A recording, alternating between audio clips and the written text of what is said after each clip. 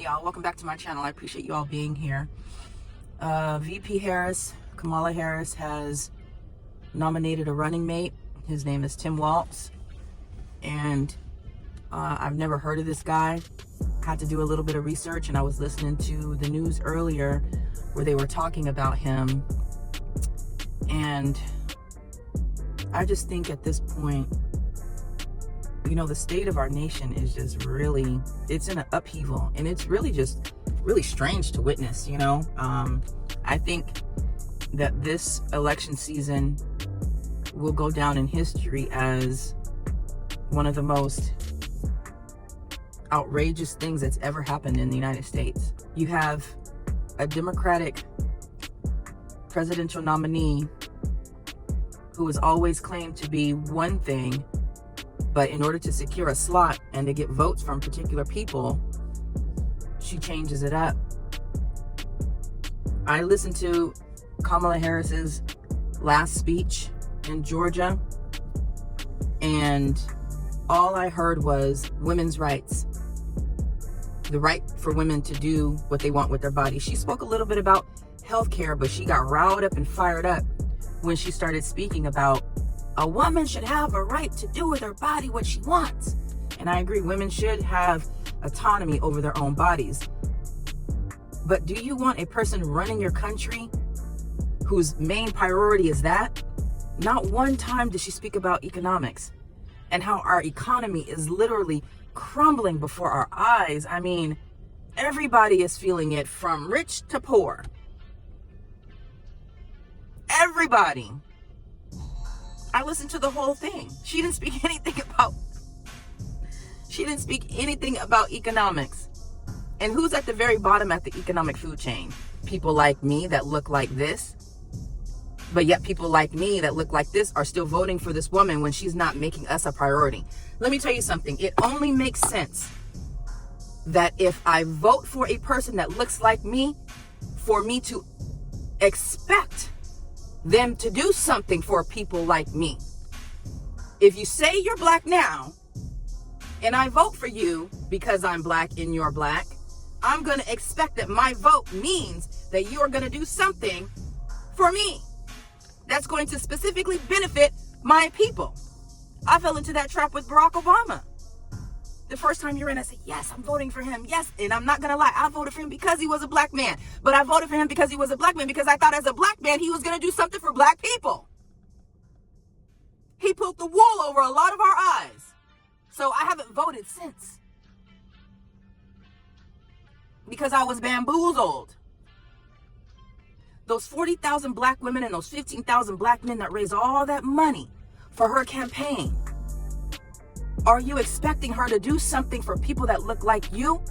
Because listen, when we donate to campaign funds, when we vote people in, that's making an investment. We should be getting a return on our investment. Philip Jones is the mayor here where I live.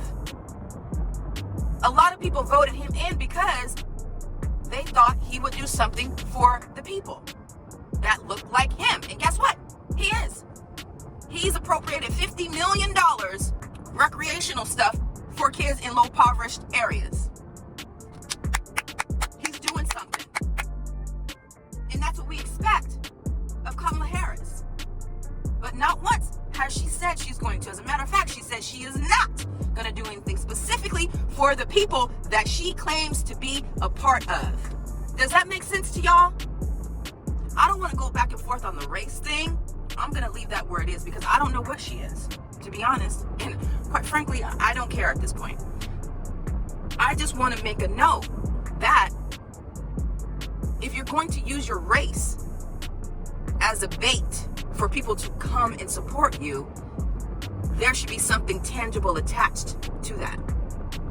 Now we've got this guy, Tim Walz, who she has decided will be her running mate, her VP, if she was to win the presidential election. And I didn't know who this cat was. I didn't know who this guy was. So like I said before, I looked up some stuff. And so far, I like the fact that he is a veteran. That's cool. Shout out to the veterans, by the way. He's actually passed quite a few legislative laws in 2023, which also kind of lets me know, all of a sudden you're passing all of these laws, and you know the election is coming up next year. To me, it sounds mighty coincidental, right? All of this stuff has been in play. All of these things, everybody is doing everything that they know that will secure a seat over there at the White House. And so he's passed these laws. So let's see, he's a veteran. I like that. He passed some legislation for children K through 12 to get free food, lunch, even kids in college that need food. He passed that. I hands up for that. Paid leave for maternity and paternity. I think that's awesome. He put a ban on people being able to carry firearms if they were deemed unsafe for themselves and the public. Shout out to that. I'm all for the Second Amendment and being able to, but if you got issues and you've been deemed a threat to society, there should be some sort of laws passed where you can't carry a weapon until you are deemed, well enough to do that, And then, you keep on reading, and then there's, of course, the abortion rights. He passed something in that. He passed something for LGBTQIA, gender-affirming care, something else for transgenders, and then, reproductive rights. So he knows he's on track for what the Democratic Party values, And I think that just says a lot. Like, do we really want the people running our country